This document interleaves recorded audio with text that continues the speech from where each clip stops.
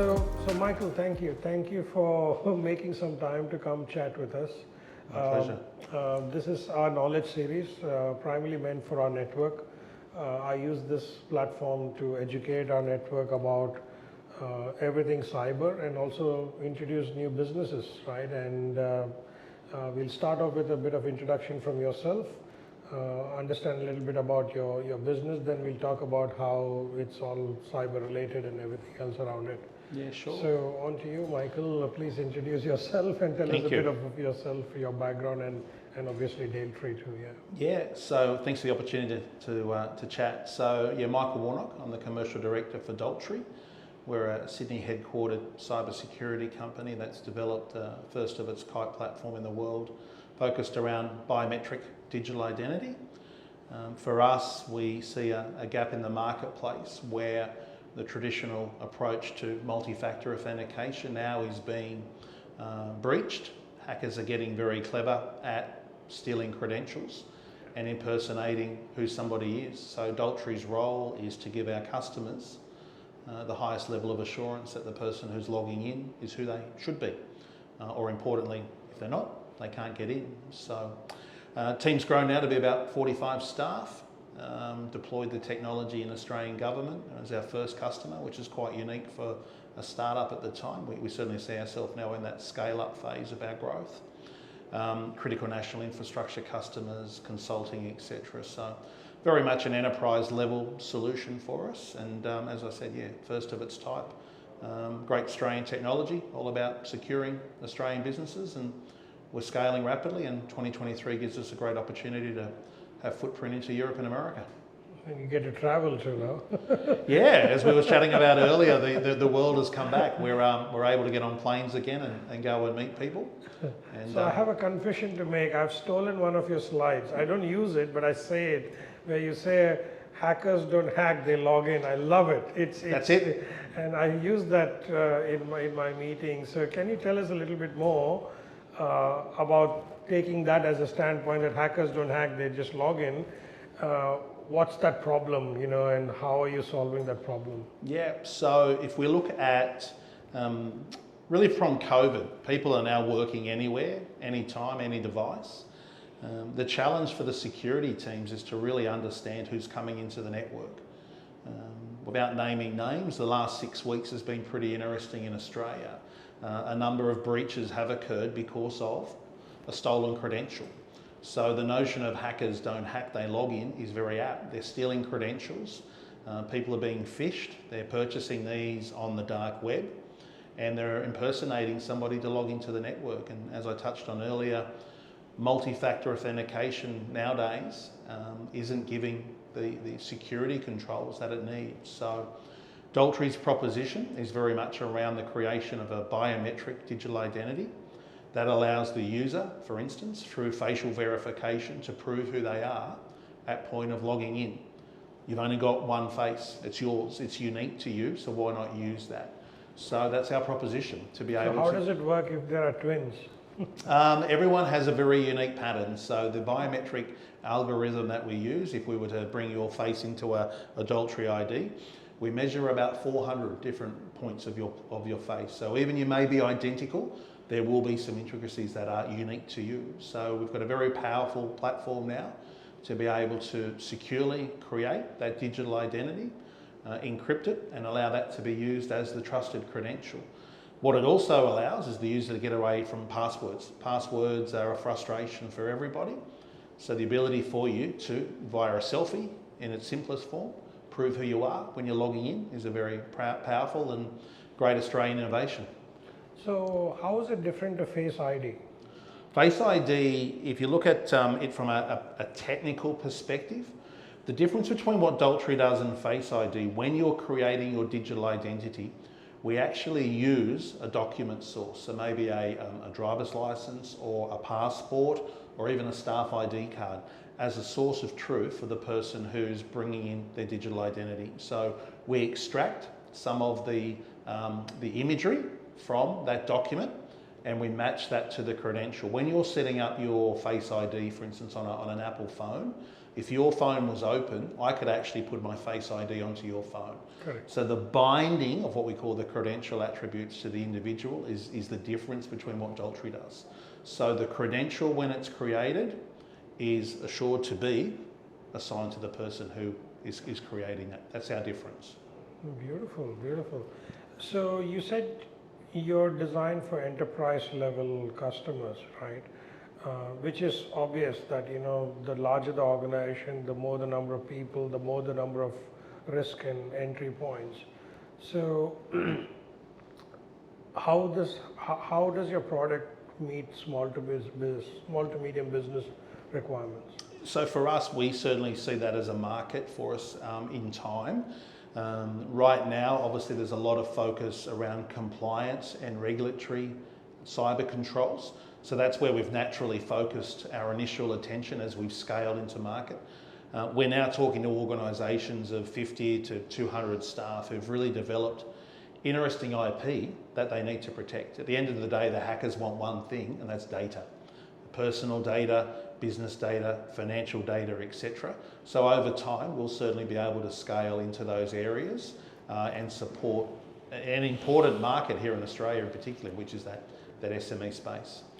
So you mentioned that, so when I log in using Daltrey, let's say, do I have to every time present myself through the camera to be able to log in? Is that what it is? So the facial verification is at the point of authentication. So if you're starting work for the morning, you've got your coffee, you're logging into the network. At the point of authentication, you would use the selfie to prove who you are. Once you've authenticated into that session, you're live and active.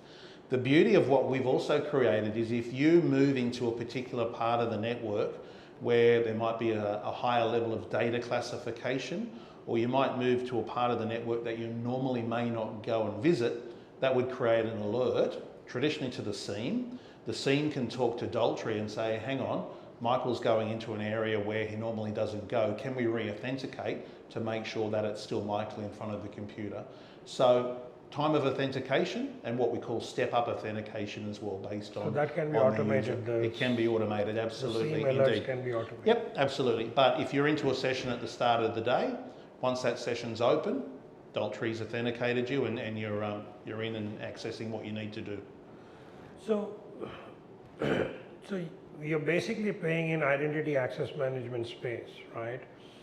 Now, one of the biggest challenge I've seen across, you know, multiple clients is in IDAM is integrating with other applications, right? Because, you know, you've got cloud applications, you've got homegrown in-house applications, you've got other, you know, enterprise level applications on your network. You know, how does your technology seamlessly integrate into all of this? And do you have single sign-on capabilities and stuff like that? Yeah, so for us there's two elements to Daltrey. There's the digital identity that I've just talked about. The second piece of our development is our middleware, and that's where we can communicate to the customer's existing technology stack. So organisations are very averse about going and ripping and replacing. They might have Microsoft, they might have Okta, they might have Ping. Through OIDC, SAML, so standards-based technology interfaces, we can talk to that existing technology stack, in essence sitting on top of what is there. So if that customer has applications that are protected behind that traditional single sign-on layer, on-prem or cloud, Daltrey sits on top of that tech stack and protects those applications that are sitting behind the single sign-on. So you're the first point of entry for any organization to for a client, for a staff member or a third party to enter. I describe us as the virtual front door. Yeah. So who's knocking? How do I know who's knocking, and do I let them in? That's ultimately what Daltrey's proposition is about.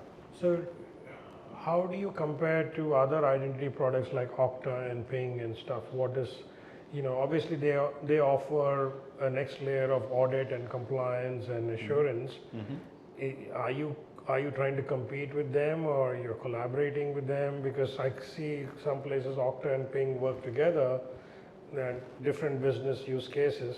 How is yours different to them? Yeah, so right now we see ourselves collaborating with those people. It's not uncommon to see organisations that have got multiple IDAM solutions already in their stack. Government mergers, company mergers, etc. They might have Okta, they might have Ping. So Daltrey can sit on top of those platforms. So very much complementary and giving, as I said, that facial verification, a biometric proof of presence is really powerful. So we see ourselves extending the proposition of those organisations. So we're technology alliance partners with the likes of Microsoft and ForgeRock and Okta. One login, do you integrated one login at the moment? We haven't done any deployments with them at the moment. Again, if it's a standards-based connection, if they support OIDC and SAML, then we can natively look at that. Given that the technology is our own platform and a project would warrant us to be able to go and secure that integration, then we'd have a look at that. One of the other key differentiations that we've created with that platform is that digital identity not only allows you to authenticate into what we call logical or digital assets, it also allows you to connect to physical security controls as well. So federal government in Canberra, as I touched on, they're using our iris modality with an integration into a building access system called Gallagher. So the same person can turn up at a building and use facial verification to get access to the building as they do when they're sitting at home and logging in. So that's where we've created the first of its type. It's a converged digital identity solution for both physical and for logical access. Beautiful. The other area of IDAM I've come across is CI, Customer Identity Access Management. Do you play in that space at all? We do, yeah. Look, for us, there's I suppose 3 swim lanes. Workforce, subset of that being supply chain or contractors. That's significantly a large risk for many organisations at the moment. Customer and citizen is absolutely an area of capability and focus for us as well. Because customer identity is treated literally as a complete separate pillar in identity access management, which has a whole set of different types of use cases and accessibilities and ease of use and user friendliness. Like you can ask the staff, this is the only way you can log in, but customers want to log in using Google, Facebook, Twitter, all the social media handles. Some don't even want to use their email ID to log in, and now Apple offers secure email-based login into third-party apps. I can see the customer identity access management space, really expanding and kind of becoming very complex because of too many solutions, right? I go to some websites and there are like 7 different options of logging in, and I'm like wondering, wow, correct. Who's managing all this? And then you're coming on top saying you will be the front door to all of that. How do you can you share a little bit more insight? Have you got any installations or any use cases in that space? Use case for us is pretty much the same as workforce. From the perspective from the security teams, they want to ensure that there's the highest level of assurance as to who's logging into the banking app or the health app. With the user, as you said, they get frustrated. If that interface isn't user friendly, I can unlock my phone in a particular way. Why can't I use a same type of biometric to be able to log into my banking app? I know organisations now see technology like ours as a catalyst to actually promote product differentiation.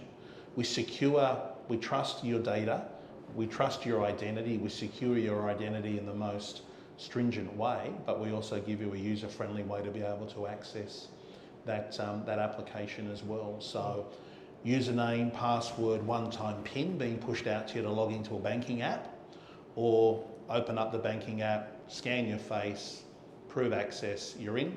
I know what I'd rather be doing. Perfect.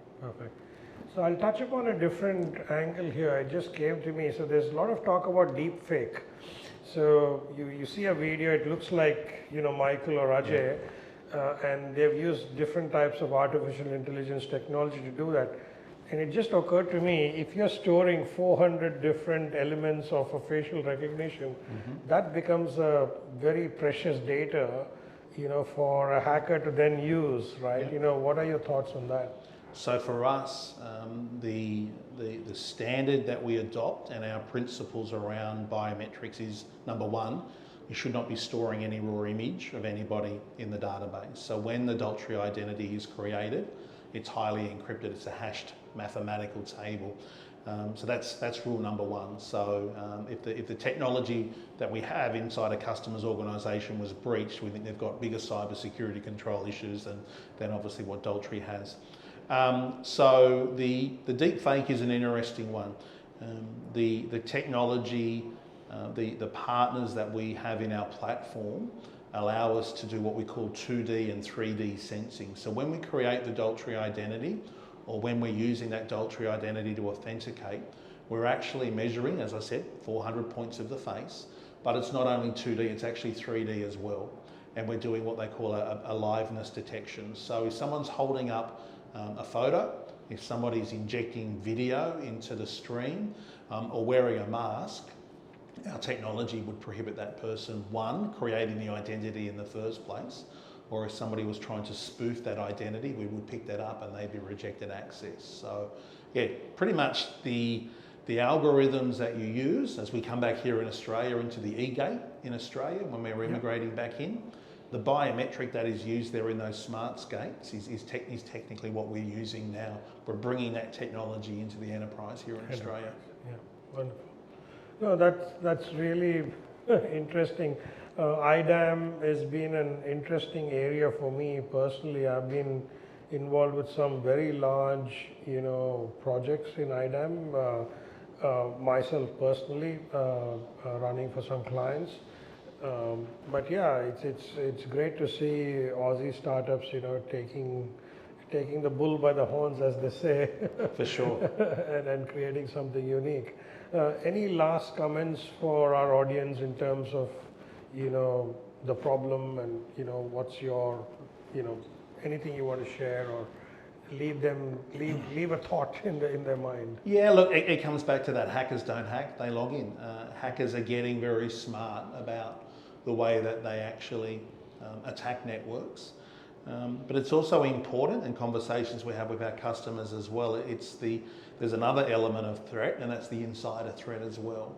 So although I use the analogy that we create the virtual front door and we secure that, once somebody's already inside the door, the employee, you want to make sure that they're operating as they should as well. So yeah, my call out would be, don't only look outside in, make sure you're looking inside out as well. Yeah, perfect. So Michael, thank you for making time.